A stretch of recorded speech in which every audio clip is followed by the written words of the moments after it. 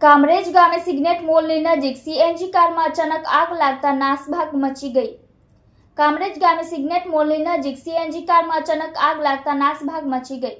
Kamrej fire વિભાગની ટીમે આગ પર કાબૂ લીધો। સુરત જિલ્લામાં વધુ એક આગની ઘટના સામે આવી છે। સુરત જિલ્લાના કામરેજ ગામ ખાતે સિગરેટ મોલની નજીક GJ05 RK 2669 નંબરની સીએનજી કારમાં બોનેટના ભાગમાંથી અચાનક ધુમાડા નીકળવા લાગતા કાર ચાલકે સમય સૂચકતા વાપરી કાર ઊભી રાખી દીધી હતી અને તેઓ થોડે દૂર ચાલ્યા ગયા હતા।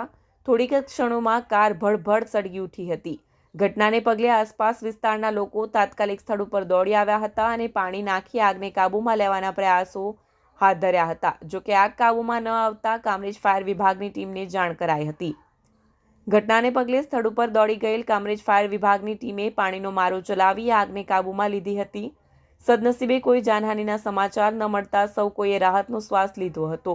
કાર ચાલક સુરતના પૂણા ગામના ઢોલા હિરેનભાઈ હોવાનું જાણવા મળ્યું છે।